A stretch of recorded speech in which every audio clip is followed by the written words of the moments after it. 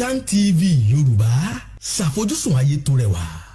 Fún mi ní Bíbélì ìràwọ̀ ayọ̀ láti máa yọ̀ wá fẹ́ni tí jíǹgbé, kò sí ìjì tí ó lè bòdì dán rẹ̀. Jésù ti gbà àwọn tó ti sọnù. Fún mi Bíbélì ìròyìn mímọ́ dídán, mọ́lẹ̀ rẹ̀ yóò tọ́ mi lọ́nà tóóró. Ẹ̀kọ́ ìlérí òfin ìfẹ́ papọ̀, kóòrù tó kọjá sọ́jà ìnípẹ̀kun. A kí yín káàbọ̀ sí ètò yín, ètò wa Jẹ́ kí Bíbélì sọ̀rọ̀. Ètò tí ìjọ Kristi l'Oǹdó àti ìjọ Kristi níbi gbogbo tí wọ́n ń ṣe olùgbọ̀wọ́ rẹ̀. Orúkọ tèmi ò yípadà, Fáṣọ̀nù Victor, àjíǹrere Kristi. Kí a tó tẹ̀síwájú nínú ètò ìdánilẹ́kọ̀ọ́ tí a ní fún wa lónìí, ẹ jẹ́ ká tẹríba nígbà tá à ń gbàdúrà sí Ọlọ́run ẹlẹ́dàá wa. Bàbá wa àti Ọlọ́run wa, Olódùmarè ọba ayérayé, bàbá wa nípasẹ̀ Jésù Kristi Olúwa, aláàánú àtolóore ọ̀fẹ́ jùlọ ní ẹ̀yin lẹ pọ̀ nínú àánú àti nínú agbára. Ògo ni forúkọ yín títí láéláé, Ọlọ́run ìmọ́lẹ̀ wa. Ẹ bá wa sọ̀rọ̀ lónìí, kí ọ̀rọ̀ yín ó yé wa, kí ìfẹ́ yín ó di mímọ̀ lọ́kàn wa, lórúkọ Jésù Kristi Olúwa àti Olùgbàlà wa, àmín. Lẹ́ẹ̀kan sí a kí yín káàbọ̀ sí ètò yín, ètò wa Jẹ́ kí Bíbélì sọ̀rọ̀. A fi ọpẹ́ fún Ọlọ́run fún oore rẹ̀ àti fún iṣẹ́ ìyanu rẹ̀ lórí ènìyàn gbogbo. A dúpẹ́ torí pé òun ni Ọlọ́run wa síbẹ̀ nínú ògo, nínú ọlá àti nínú agbára, kò sì ṣípò padà. A dúpẹ́ fún ìwàláàyè rẹ̀ tó dájú tó sì péye lórí ayé gbogbo wa. A yìn ín lọ́pọ̀lọpọ̀ fún owó àánú rẹ̀ àtọwọ́ ìfẹ́ rẹ̀ èyí tí a ń rí gbà lọ́wọ́ Ọlọ́run ẹlẹ́dàá wa lọ́nà gbogbo, ní gbogbo àti nígbà gbogbo. Ọlọ́run wa ẹ ṣeun. A tún ti dé gẹ́gẹ́ bí a ṣe ń dé láti mú àwọn kókó ẹ̀kọ́ wá síwájú yín kí a jọ gbé wọn yẹ̀wò. Kókó ẹ̀kọ́ tí a ní fún wa lónìí ó dá lé lórí ìṣọ̀kan àwọn onígbàgbọ́. Ó dá lé lórí ìṣọ̀kan àwọn onígbàgbọ́. Àwọn olóyìnbó á sọ pé unity of all believers in Christ. Ìṣọ̀kan àwọn onígbàgbọ́ la fẹ́ sọ̀rọ̀ lé lórí. Tẹ́ bá wọnú ayé lónìí, a kíyèsí pé nínú ìsìn Jésù Kristi Olúwa wa, eléyà sọ pé òun ni igbá kòkù bàbá aṣáṣun àfẹ́ dárúkọ. Ṣùgbọ́n nígbà tá a kíyèsí Bíbélì wa tí ń ṣe ọ̀rọ̀ mímọ́ Olúwa, pé Bíbélì ò fi kòkù bàbá aṣáṣun hàn wá bí kò ṣe àwọn Kírísítẹ́nì, àwùjọ àwọn Kírísítẹ́nì kan òní Bíbélì fi hàn wá nínú ọ̀rọ̀ mímọ́ Olúwa. Eléyìí sì jẹ́ nǹkan tó ń kọ wá lóminú gẹ́gẹ́ bí Kírísítẹ́nì olóòótọ́ tá a fẹ́ dó lórí ẹ̀kọ́ Kristi kan, tá a fẹ́ dó lórí ọ̀rọ̀ kan, tá a fẹ́ dúró lórí ẹ̀mí kan, tá a fẹ́ dó lórí ìrètí kan, tá a fẹ́ dó lórí ìgbàgbọ́ kan. Ẹ̀kọ́ yìí tí a mú fún wa lónìí ó jẹ́ ẹ̀kọ́ àkíyèsí. À ń pe àkíyèsí wa sí ohun tí ọ̀rọ̀ Ọlọ́run sọ yàtọ̀ sí ohun tí ó ń ṣẹlẹ̀ ní àwùjọ wa lónìí. Mo fẹ́ ká ṣàkíyèsí ohun tí ọ̀rọ̀ Ọlọ́run gbé kalẹ̀ sí ohun tó ń ṣẹlẹ̀ ní àwùjọ wa lónìí. À ń sọ̀rọ̀ nípa ìṣọ̀kan àwọn Kírísítẹ́nì, ìṣọ̀kan àwọn onígbàgbọ́ nínú Kristi la fẹ́ sọ nípa rẹ̀. Ṣé lótìítọ́ ni Ọlọ́run fẹ́ kí gbogbo wọn máa ṣèkan tó wù wá? Ṣé lótìítọ́ ni Ọlọ́run fẹ́ kí ó máa jẹ́ kí bí ó máa jẹ́ bí, kí sí ó máa jẹ́ sí, kí dí ó máa jẹ́ dí, kí gbogbo wọn máa ṣèkan ọ̀tọ̀ọ̀tọ̀, ká sì máa sọ pé Jésù Kristi Olúwa wa ló pè wá ló sì fún wa níṣẹ́ náà ṣe? Ṣé lótìítọ́ ni? Tá bá kíyèsí Bíbélì, a rí kà pé kì í ṣe òtítọ́.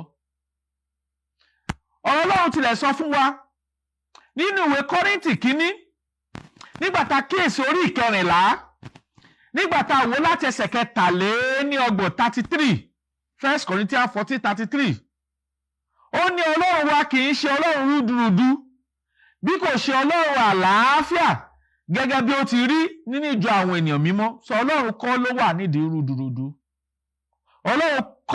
ọlọ́run alààyè kọ́ lápè a kó ṣe nǹkan tó yàtọ̀ sí b lápè b pé kó ṣe nǹkan tó yàtọ̀ sí c láṣẹ sọ fún d pé kó máa wọ aṣọ báyìí á sọ fún c kó máa wọ aṣọ báyìí ọlọ́run kọ́ ọ̀rọ̀ ọlọ́run ti sọ pé òun kọ́ ló wà nídìí rúdurùdu Kọ́ríńtì kínní orí ìkẹrìnlá nígbà tá a kíyèsí ẹsẹ̀ kẹtàléníọgbọ̀n 1 Corinthians 14:33 ló fi ẹsẹ̀ wa múlẹ̀ pé ọlọ́run wa kì í ṣe orísun ohun rúdurùdu àwọn olóyìnbó sọ pé is not the author kì í ṣe orísun búburú tàbí ohun rúdurùdu ọlọ́run kọ́.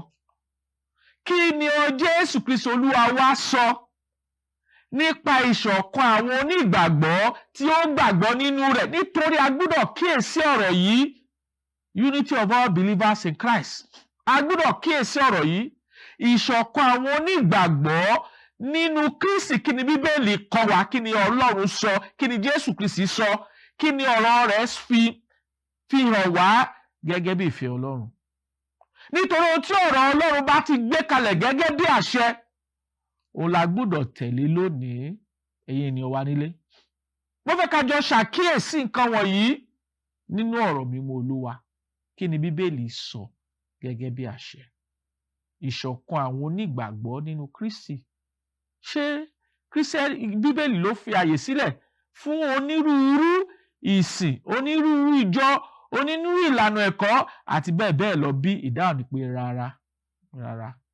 Ọlọ́run kì í ṣe Ọlọ́run rúdurùdu bí kò ṣe Ọlọ́run àlàáfíà gẹ́gẹ́ bí ó ti rí ní ìjọ àwọn èèyàn mímọ́ Kọ́ríńtì kínní orí ìkẹrìnlá ẹsẹ̀ kẹtàléníọgbọ̀n 1 Corinthians 14:33 ló kọ́ wa bẹ́ẹ̀ pé Ọlọ́run kọ́ ló wà nídìí rúdurùdu tí ń bẹ nínú ìsìn lónìí kí wá ni Ọlọ́run sọ nípasẹ̀ Kristi àti àwọn àpọ́sítélì rẹ̀ tí wọ́n sọ nípa ìṣọ̀kan yẹn gan-an ni ká máa jìjàdù láti padà sí orísun wa tí ń ṣe Bíbélì a lè rí kà nínú ọ̀rọ̀ Ọlọ́run pé ìwé Tẹsalóníkà kínní orí 5 nígbà tá a wo ẹsẹ̀ 21 ó ní ká wádìí ohun gbogbo kí a sì di èyí tí ń ṣe òtítọ́ mú wádìí ohun gbogbo ká di tí ń ṣe òtítọ́ mú pé ṣé ìfẹ́ Ọlọ́run ni kí ìyapa onírúurú kó wà nínú Kristi ṣé ìfẹ́ Ọlọ́run ni ká má sọ nǹkan náà ká má ṣìṣe kan náà kí ìyapa sì wà láàrin wa ṣé ìfẹ́ Ọlọ́run ni ìdáhùn ni pé rárá kì í ṣe ìfẹ́ Ọlọ́run. A rí kà nínú ìwé Éfésù orí 4 ká wo ẹsẹ̀ 3 kí ni Bíbélì kọ́ wa ẹ̀kọ́ tá ń gbéyẹ̀wò ó ní ìṣọ̀kan àwọn onígbàgbọ́ nínú Kristi unity of all believers in Christ ǹjẹ́ ó ṣeé ṣe ǹjẹ́ à ń ṣe ohun tí Bíbélì gbé kalẹ̀ gẹ́gẹ́ bí àṣẹ ẹ̀ka gbọ́n tọ̀rọ̀ Ọlọ́run sọ ìwé Éfésù orí 4 ẹsẹ̀ 3 kí ni Bíbélì wí Bíbélì sọ fún wa pé ó ní ẹ máa làkàkà láti pa ìṣọ̀kan ẹ̀mí mọ́ ní ìdìpọ̀ àlàáfíà tàbí ìṣọ̀kan kì í ṣe ohun tó rọrùn láti ṣe ṣùgbọ́n nítorí pé a mọ̀ pé Ọlọ́run ti sọ bẹ́ẹ̀ ó sì ti di òfin Ọlọ́run la gbọ́dọ̀ làkàkà láti ṣe wọ́n láti rí pa wà ní ìṣọ̀kan nínú ẹ̀kọ́ nínú ìlànà àti nínú gbogbo tí Bíbélì gbé kalẹ̀ gẹ́gẹ́ bí àṣẹ. Ìbéèrè ni pé ǹjẹ́ a wà nínú ìṣọ̀kan nínú ẹ̀kọ́ bí kí ni Ọlọ́run sọ fún wa nínú ẹ̀kọ́ pé a gbọ́dọ̀ wà ní ìṣọ̀kan nínú ẹ̀ ta ló gbọ́dọ̀ mú wa ṣe ọ̀kan àtúrìkà nínú ọ̀rọ̀ Ọlọ́run pàtàkì Jòhánù 2 ẹsẹ̀ 9 ọ̀rọ̀ Ọlọ́run náà ló gbọ́dọ̀ mú wa ṣe ọ̀kan torí pé ọ̀rọ̀ náà òun ni a gbọ́dọ̀ dìmú a sì gbọ́dọ̀ tẹ̀lé ẹgbọ́n tí ọ̀rọ̀ Ọlọ́run sọ Jòhánù 2 ẹsẹ̀ 9 ó ní olúkúlùkù ẹni tó bá ń rú òfin tí kò sì dúró nínú ẹ̀kọ́ Kristi kò gba Ọlọ́run ẹni tó bá dúró nínú ẹ̀kọ́ òun ni ó gba bàbá àti ọmọ ohun tó gbọ́dọ̀ mú wa ṣọ̀kan òun ni ẹ̀kọ́ Kristi ló gbọ́dọ̀ mú wa ṣe ẹyọ kan gẹ́gẹ́ bí ìbéèrè tá a béèrè ìṣọ̀kan àwọn onígbàgbọ́ nínú Kristi, ìṣọ̀kan àwọn onígbàgbọ́ nínú Kristi. Ọlọ́run pàṣẹ pé kí ló gbọ́dọ̀ mú wa ṣọ̀kan? Ẹ̀kọ́ Kristi. Ẹ̀kọ́ Kristi. Ọlọ́run sọ nínú ọ̀rọ̀ rẹ̀ pé ẹnikẹ́ni tó bá rí kọjá tí kò sì dúró nínú ẹ̀kọ́ Kristi kò gba Ọlọ́run. Ẹni tó bá dúró nínú ẹ̀kọ́ òun ni ó gba bàbá àti ọmọ. So ẹ̀kọ́ yìí, ẹ̀kọ́ ọ̀rọ̀ Ọlọ́run, ẹ̀kọ́ Kristi. Níbo la ti lè rí ẹ̀kọ́ Kristi? A lè rí ẹ̀kọ́ Kristi nínú ọ̀rọ̀ Ọlọ́run, nínú májẹ̀mú tuntun Kristi, àti nínú ìjọ tá a rí àgbékalẹ̀ rẹ̀ nínú ọ̀rọ̀ mímọ́ Olúwa. Ibi tí ẹ̀kọ́ Kristi wà ní, níbẹ̀ láti lè rí ẹ̀kọ́ yìí. Ọlọ́run fẹ́ kí gbogbo wa ó tẹ̀lé ká lè jẹ́ ọ̀kan. Ǹjẹ́ Jésù Kristi Olúwa wa ǹjẹ́ ó bá wa sọ̀rọ̀ nípa ìṣọ̀kan bí? Ẹ ká padà sí ọ̀rọ̀ Ọlọ́run, ìwé Jòhánù orí 17, John 17. Ká gbọ́ ohun tí Bíbélì kọ, tí Bíbélì sọ fún wa nípa ìṣọ̀kan. Ǹjẹ́ Jésù Kristi ọmọ Ọlọ́run jọ sọ̀rọ̀ nípa ìṣọ̀kan àwọn onígbàgbọ́ bí? Ẹ gbọ́ ohun tó ọ̀rọ̀ Ọlọ́run sọ. John 17, mo fẹ́ ká kíyèsí láti ẹsẹ̀ 20 sí 23. Ẹ gbọ́ ohun tí ọ̀rọ̀ mímọ́ Olúwa sọ. John 17:20. Ẹ gbọ́ ohun tó ọ̀rọ̀ Ọlọ́run sọ. Ó ní kì í ṣe kìkì àwọn wọ̀nyí ni mò ń gbàdúrà fún, ṣùgbọ́n fún àwọn pẹ̀lú tí yóò gbà mí gbọ́ nípa ọ̀rọ̀ wọn, kí gbogbo wọn kí ó lè jẹ́ ọ̀kan, gẹ́gẹ́ bí ìwọ Bàbá ti jẹ́ nínú mi àti èmi nínú rẹ, kí àwọn pẹ̀lú kí ó lè jẹ́ ọ̀kan nínú wa, kí ayé kí ó lè gbàgbọ́ pé ìwọ ni ó rán mi. Níbí yìí, Jésù Kristi ó ń gba àdúrà sí Ọlọ́run alààyè, ó sì ń gbàdúrà fún àwọn àpọ́sítélì rẹ̀ tó ti yàn, ó sì tún ń gbàdúrà fún àwọn tí yóò gba ẹ̀kọ́ Ọlọ́run gbọ́ nípasẹ̀ àwọn àpọ́sítélì, pé kí gbogbo wọn kó lè jẹ́ ọ̀kan. Tá a bá ní tanra wa jẹ, ǹjẹ́ à ń ṣe kankan náà nínú ẹ̀sìn Kristi tọ́lọ́run pè wá síbí, tí ń ṣe ẹ̀sìn òtítọ́, tí ń ṣe ẹ̀sìn mímọ́, tí ń ṣe ẹ̀sìn tó ní ìyà nípẹ̀kúnnú? Ǹjẹ́ à ń ṣe kan? Ìdáhùn ni pé rárá, a ò ṣe kan. A ò sọ̀rọ̀ kan náà, a ò ní ẹ̀kọ́ kan náà, a ò sì ní ìṣe kan náà. Ṣé tí Bíbélì sọ nìyí? Jésù Kristi Olúwa wa, òun ló gbàdúrà fún àwọn àpọ́sítélì pé àwọn tí yóò gba ìhìnrere náà gbọ́ nípasẹ̀ àwọn àpọ́sítélì, pé kí wọn kó lè jẹ́ ọ̀kan, gẹ́gẹ́ bí òun ti jẹ́ nínú bàbá àti bàbá nínú òun, kí ayé kó lè gbàgbọ́ pé òun ni ó rán mi. Ǹjẹ́ bẹ́ẹ̀ lórí? Kristi gbàdúrà fún ìṣọ̀kan àwọn onígbàgbọ́. Ǹjẹ́ bẹ́ẹ̀ lórí? Ìdáhùn ni pé tá a bá wọnú ìsìn lónìí, tá a bá sì wọnú ayé lónìí, kò rí bẹ́ẹ̀. Ṣé ohun tọ́lọ́run gbé kalẹ̀ gẹ́gẹ́ bí àṣẹ nìyí? Ìdáhùn ni pé tọ́lọ́run gbé kalẹ̀ gẹ́gẹ́ bí àṣẹ ni pé kí gbogbo wa máa sọ̀rọ̀ kan náà, kí a ní ìdájọ́ kan náà, ká ní ẹ̀kọ́ kan náà. Ǹjẹ́ ó ṣeé ṣe bí fáwọn tó bá fẹ́ Ọlọ́run láti sin Ọlọ́run lẹ́nu àti lótìtọ́? Ó ṣeé ṣe. It is possible. Kí nìdí tó fi ṣeé ṣe? Ẹ̀gbọ́n tí ìwé Kọ́ríńtì kìíní wí.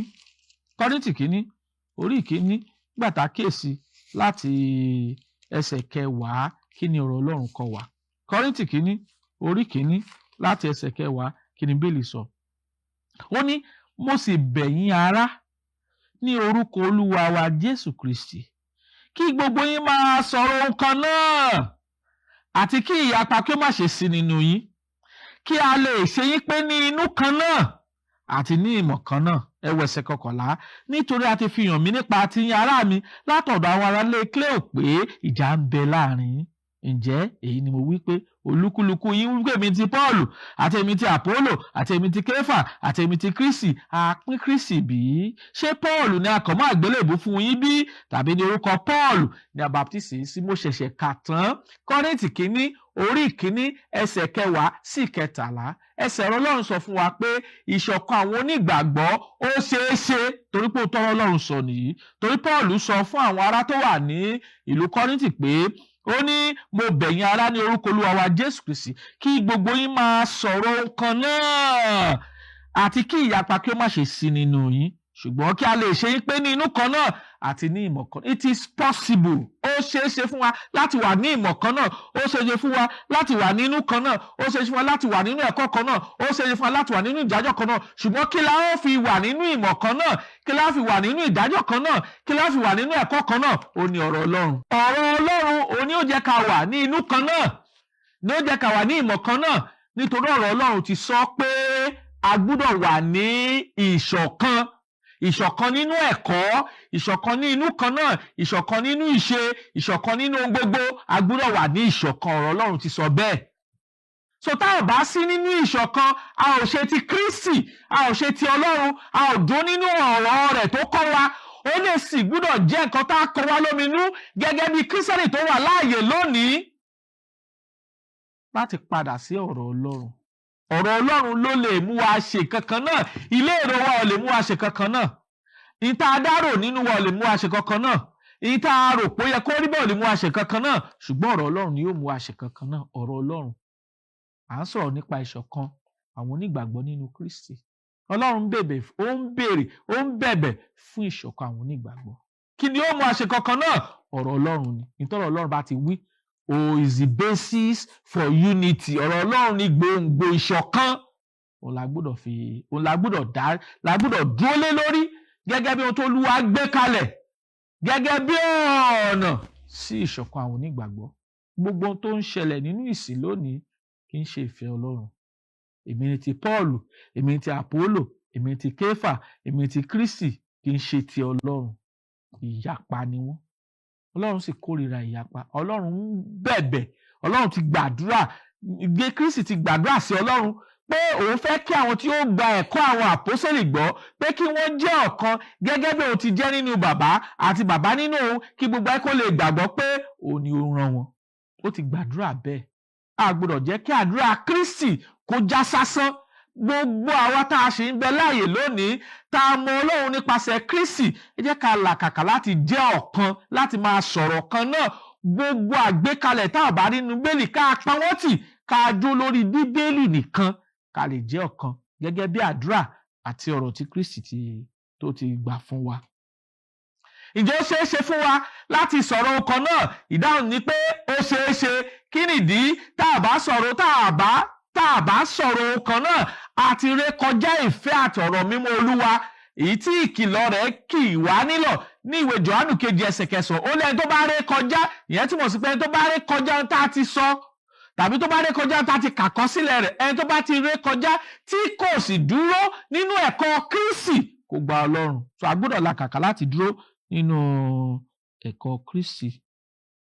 So a bẹ̀ wá pé a gbọ́dọ̀ sọ ohun kan náà tí a gbọ́dọ̀ sọ yìí, òun ni àgbékalẹ̀ rẹ̀ tá a rí náà ọ̀rọ̀ mímọ́ Olúwa. Kí làwọn ohun kan náà tá a gbọ́dọ̀ sọ? Ìwé Éfésù 4:9, nígbà tá a kíyèsí ẹsẹ̀ 4 sí 6, kí ni Bíbélì kọ́ wa? A gbọ́dọ̀ sọ ohun kan náà. Kí làwọn ohun kan náà tá a gbọ́dọ̀ sọ? Ká wo Bíbélì papọ̀. Ìwé Éfésù 4:9 ẹsẹ̀ 4, ẹgbẹ́ ohun tó sọ. Bíbélì sọ fún wa pé ó ní ara kan ní ń bẹ àti ẹ̀mí kan, ó ti di méjì, ara àtẹ̀mí kan, àti bí a ti pè é sínú ìrètí kan ti pè é, ó ti di mẹ́ta. Olúwa kan, ó di 4. Ìgbàgbọ́ kan, ó di 5. Baptísìmù kan, ó di 6. Ọlọ́run kan, ó di 7. Àti bàbá gbogbo, ẹni tí ó wà lórí gbogbo, àti nípa gbogbo, àti nínú gbogbo. Tá a bá fẹ́ dúró nínú ìṣọ̀kan Kristi, a gbọ́dọ̀ dúró nínú ohun méje yìí. Ohun méje yìí a gbọ́dọ̀ dúró nínú rẹ̀. Àkọ́kọ́ ni ara kan níbẹ̀. Ara kan yìí òun ni pé òun ni ìjọ kan. Èkejì òun ni pé ẹ̀mí mọ́ Ọlọ́run kan níbẹ̀. Ẹ̀mí tó wà nínú Pọ́ọ̀lù òun ló ń ṣe nínú Pétérù. Ẹ̀mí tó ń ṣe nínú Pétérù òun ló ń ṣe nínú Pọ́ọ̀lù. Ẹ̀mí tó ń ṣe nínú Pétérù kò ṣiṣẹ́ nínú Pétérù kí Pétérù lọ máa gbé ìyapa ẹ̀sìn kalẹ̀. Ẹ̀mí tó ń ṣe nínú Pọ́ọ̀lù kò ṣiṣẹ́ nínú Pọ́ọ̀lù pé kó lọ máa gbé ìyapa ẹ̀sìn kalẹ̀. Ẹ̀mí kan náà tí ń ṣe ẹ̀mí mọ́ kan náà ló ṣiṣẹ́ nínú Pọ́ọ̀lù láti máa lọ sí ìletò dé ìletò láti gbé ìjọ mímọ́ Ọlọ́run kalẹ̀. Èyí tí a rí àpẹẹrẹ ní Jerúsálẹ́mù tí kì í ṣe òmíràn. Ẹ̀mí tí ń ṣe nínú Pọ́ọ̀lù òun láti lọ ìletò sí ìletò, ìlú sí ìlú láti máa gbé ìjọ Ọlọ́run kalẹ̀ tí ó yàtọ̀ sí àgbékalẹ̀ ta nínú ọ̀rọ̀ mímọ́ Olúwa. Ẹ̀mí kan náà ní ṣiṣẹ́ nínú Pọ́ọ̀lù, òun náà ní ṣiṣẹ́ nínú Pétérù ta nínú ìwé Gàlátíà 2 láti ẹsẹ̀ 10 sísàlẹ̀. Ẹ̀mí yóò sì yapa síra. Tó yẹ pé nítòótọ́ ni ẹ̀mí kan náà la dúró lórí ẹ̀kọ́ pé ẹ̀mí kan náà nílò wá, a gbọ́dọ̀ dúró lórí ọ̀rọ̀ mímọ́ Olúwa. Gẹ́gẹ́ bí ó ta nínú Bíbélì. Ìrètí kan, ìrètí ìyè nípẹ̀kun kan la ní. Olúwa kan. Ìgbàgbọ́ kan la rí àgbékalẹ̀ rẹ̀ nínú ọ̀rọ̀ mímọ́ Olúwa. Ìgbàgbọ́ yẹn ò pé méjì, bẹ́ẹ̀ ni kò pé mẹ́ta. Ìbáptísìmù kan là ń sọ yìí, ìbáptísìmù kan la rí. Tá a bá fẹ́ dúró gẹ́gẹ́ bí àdúrà tí Kristi gbà nípa ìṣọ̀kan Kristi, a gbọ́dọ̀ dúró lórí ẹ̀kọ́ kan náà nípa ìbáptísìmù kan, a sì rí Ọlọ́run kan. Ohun tó Ọlọ́run pè wá sí ni Ọlọ́run pè wá sí ìṣọ̀kan, ó sì fẹ́ ká máa sọ̀rọ̀ ohun kan náà. Ohun mìíràn tá a tún gbọ́dọ̀ kíyèsí ni pé ara yìí tí ń ṣe ara Kristi ẹyọ kan ni. Kí ni Bíbélì kọ́ wa ní ìwé Kọ́ríńtì kìíní orí 12, Kọ́ríńtì kìíní orí 12 gbàtà wo ẹsẹ̀ 13 sí ìsàlẹ̀, ẹ gbọ́ o. Ó ní nítorí pé nínú ẹ̀mí kan ni a ti baptisi gbogbo wa sínú ara kan, ìbáà ṣe Júù tàbí Hélénì, ìbáà ṣe ẹrú tàbí òmìnira, a sì ń gbogbo wa mu nínú ẹ̀mí kan, nítorí pé ara kì í ṣe ẹ̀yà kan bí kò ṣe púpọ̀. Bí ẹsẹ̀ bá wí pé nítorí èmi kì í ṣe ọwọ́, bí èmi kì í ṣe ara, èmi kì í ṣe ti ara, èyí kò wí pé kì í ṣe ti ara. A lè kà á sísàlẹ̀ ọ̀rọ̀ yìí sọ fún wa pé ara kan tá a rí yìí, ó ní ọwọ́ kan, ó ní ojú, ó ní orí, a pè ní ìjọ Ọlọ́run. A sọ fún wa pé nǹkan kan náà ni gbogbo wọn ń ṣe. Tó bá yẹ para kan ni, ojú ò lè ṣe lòdì sí ara, ẹsẹ̀ ò lè ṣe lòdì sí ara yìí, torí pé ibì kan ló wà. Ìpè tọ́lọ́run pé àwọn tó gba Ọlọ́run gbọ́ nípasẹ̀ Kristi sí ni pé ìpè kí gbogbo wọn wà nínú ara kan, ìpè kí gbogbo wọn wà nínú ìsìn kan, ká wà nínú ìjọ kan. Ìpè tọ́lọ́run pè wá sí nìyí. A sì ní kà pé a gbọ́dọ̀ ní ìṣọ̀kan nínú ẹ̀kọ́ àwọn àpọ́sítélì. À ń sọ̀rọ̀ nípa ìṣọ̀kan àwọn onígbàgbọ́. A sì wòwe kí ni Bíbélì gbé kalẹ̀. Ǹjẹ́ ìṣọ̀kan ṣeé ṣe bí? Ìdáhùn ni pé bẹ́ẹ̀ ni ìṣọ̀kan ṣeé ṣe. A gbọ́dọ̀ wà ní ìṣọ̀kan pẹ̀lú ẹ̀kọ́ àwọn àpọ́sítélì. A sì sọ̀dí tá a gbọ́dọ̀ wà ní ìṣọ̀kan pẹ̀lú ẹ̀kọ́ àwọn àpọ́sítélì. Iṣẹ́ àpọ́sítélì orí 2, nígbà tá a wò láti verse 42, a rí kà níbẹ̀ pé ó ní wọ́n ń tẹ̀síwájú nínú ẹ̀kọ́ àwọn àpọ́sítélì, ní ìdàpọ̀, ní bíbu àkàrà àti nínú àdúrà. Ẹ̀kọ́ àwọn àpọ́sítélì la gbọ́dọ̀ tẹ̀síwájú nínú rẹ̀ tí a bá fẹ́ dúró lórí ìṣọ̀kan tí Ọlọ́run pè wá sí. Ní tòótọ́ Ọlọ́run sì pè wá sí ìṣọ̀kan. A kò gbọ́dọ̀ dúró nínú ẹ̀kọ́ tó ń wá tàbí ẹ̀kọ́ tá a mú jọ fúnra wa bí kò ṣe ẹ̀kọ́ àwọn àpọ́sítélì. Kí nìdí? Tá a bá ti dúró nínú ẹ̀kọ́ àwọn àpọ́sítélì, a rí kà nínú ọ̀rọ̀ Ọlọ́run pé irú ẹni bẹ́ẹ̀ ò mọ Ọlọ́run. Níbo ẹsẹ̀ Bíbélì wo ló sọ bẹ́ẹ̀? Ẹ wo Jòhánù ìkíní orí 4, kẹ̀kíyèsí ẹsẹ̀ 6 rẹ̀. Bí ẹnikẹ́ni ò bá dó nínú ẹ̀kọ́ àwọn àpọ́sítélì ń ṣe ẹ̀kọ́ ìṣọ̀kan, a sọ fún wa pé kò mọ Ọlọ́run. Ẹ̀gbọ́n tó Ọlọ́run sọ. Tí Ọlọ́run ni àwa, ẹni tó bá mọ Ọlọ́run ń gbọ́ tiwa. Ẹni tí kì í bá ṣe ti Ọlọ́run kì í gbọ́ tiwa. Nípa yìí ni àwọn fi mọ ẹ̀mí òtítọ́ àti ẹ̀mí èké. Ẹ̀kọ́ àwọn àpọ́sítélì, ẹ̀kọ́ ìṣọ̀kan ni. Ẹ̀kọ́ kí gbogbo wà ká máa ṣe ọ̀kan náà ni. Ọ̀rọ̀ Ọlọ́run sì sọ fún wa pé àwọn àpọ́sítélì Jòhánù sọ pé àwa mọ̀ pé ti Ọlọ́run ni wá. Ẹnikẹ́ni tó bá mọ Ọlọ́run á gbọ́ tiwa, á gbọ́ ti àwọn àpọ́sítélì. Ẹni tí kìí ṣe ti Ọlọ́run kò ní gbọ́ tiwa. Nípa ìlà fi mọ ẹ̀mí òtítọ́ àtẹ̀mí èké. Báwo la ṣe mọ ẹni tó ní ẹ̀mí òtítọ́? Ẹni tó dó nínú ẹ̀kọ́ àwọn àpọ́sítélì, tó sì dó nínú ẹ̀kọ́ ìṣọ̀kan tàrí inú ọ̀rọ̀ mímọ́ Olúwa. Ẹ̀kọ́ ìṣọ̀kan Ọlọ́run pè gbogbo wa sí, tí í ṣe ẹ̀kọ́ àwọn àpọ́sítélì. Torí àwọn àpọ́sítélì Kristi, àwọn ló kọ́kọ́ bẹ̀rẹ̀ ìsìn mímọ́ sí Olúwa. Ó sì ní ìlànà tí wọ́n fi bẹ̀rẹ̀ rẹ̀. Ó ní ètò tí wọ́n gbé kalẹ̀. Ó sì ní ẹ̀kọ́ tí wọ́n kọ́. Ẹ̀kọ́ yìí jẹ́ ẹ̀kọ́ ìṣọ̀kan tí gbogbo wa, gbogbo ènìyàn lónìí tá a gbọ́dọ̀ padà sínú rẹ̀. Ẹ̀kọ́ àwọn àpọ́sítélì, ẹ̀kọ́ ìṣọ̀kan ni. Ìtàrí ní Iṣẹ́ Àpọ́sítélì orí 2, ẹsẹ̀ 42, 42. Ẹ̀kọ́ yìí l'Ọlọ́run pè gbogbo wa sí.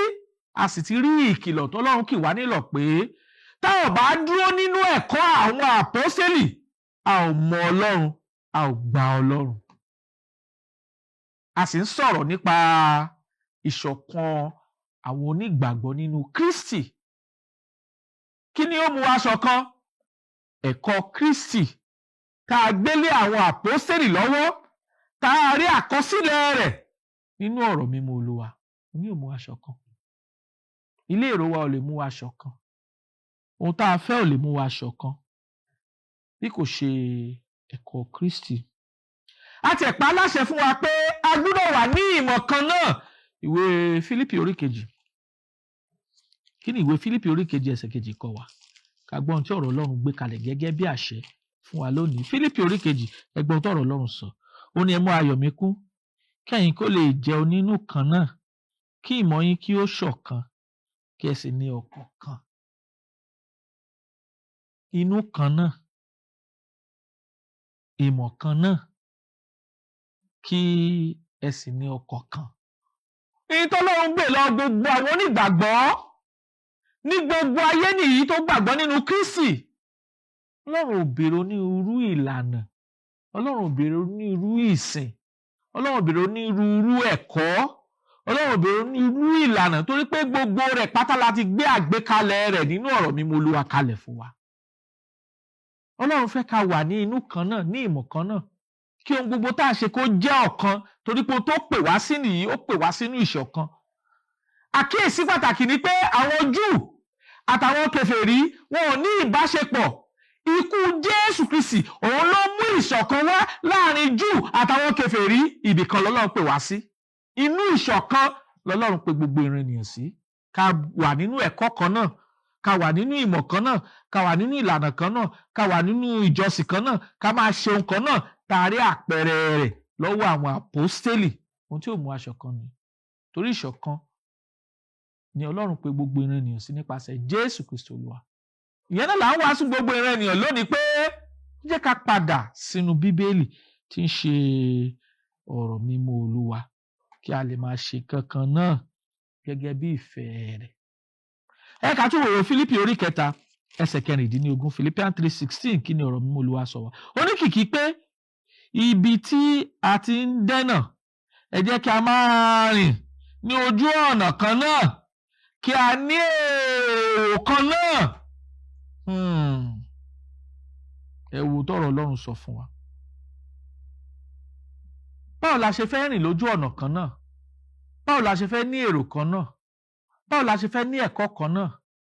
Tá ò bá pinnu pé a fẹ́ padà sínú ìṣọ̀kan tọ́lọ́run gbé kalẹ̀ nínú Bíbélì. Ọlọ́run pè wá sí ìṣọ̀kan. Gbogbo ẹ̀yin tẹ́ ń wò wá, tájọ́ ń kẹ́kọ̀ọ́ ọ̀rọ̀ Ọlọ́run papọ̀. Ọlọ́run pè wá sí ìṣọ̀kan ara kan tí ń ṣe ìjọ kan. Ọlọ́run pè wá sí ìṣọ̀kan ẹ̀mí kan. Ó pè wá sí ìṣọ̀kan ìrètí kan. Ó pè wá sí ìṣọ̀kan Olúwa kan, ìgbàgbọ́ kan, baptism kan, àtọlọ́run kan. Ìpè tọ́lọ́run pè wá sí nìyí. A gbọ́dọ̀ làkàkà láti bọ́ sínú ìpè Ọlọ́run tí ń ṣe ìpè fún ìṣọ̀kan. Ọlọ́run ò pè wá sínú onírúdurùdu.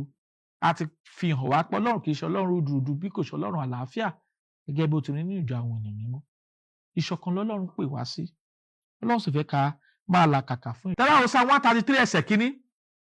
Ó ní báwo ló ṣe dùn tó kí àwọn ará kó wà ní ìṣọ̀kan. Ọlọ́run pè wá sí ìṣọ̀kan, eléyìí gbọ́dọ̀ yé wa.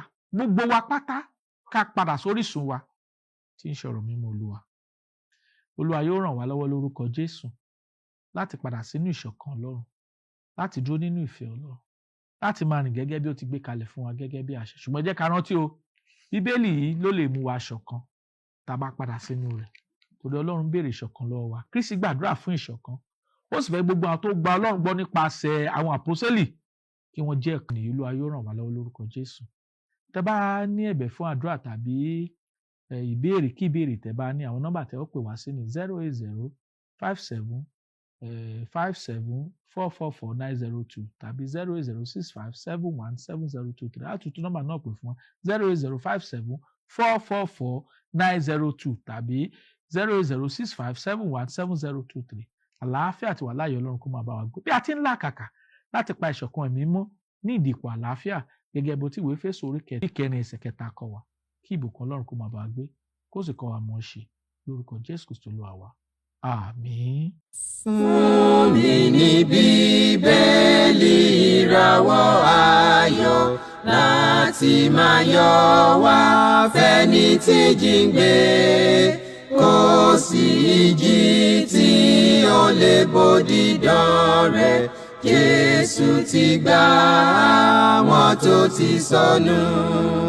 Fún mi Bíbélì, ròyìn mímọ́ dídán, mọ́lẹ̀ rẹ̀ yóò tọ́ mi lọ́nà tóóró. Ẹ̀kọ́ ìlérí òfin ìfẹ́ papọ̀, kóoru tó kọjá sọ́jà ìnípẹ̀kun.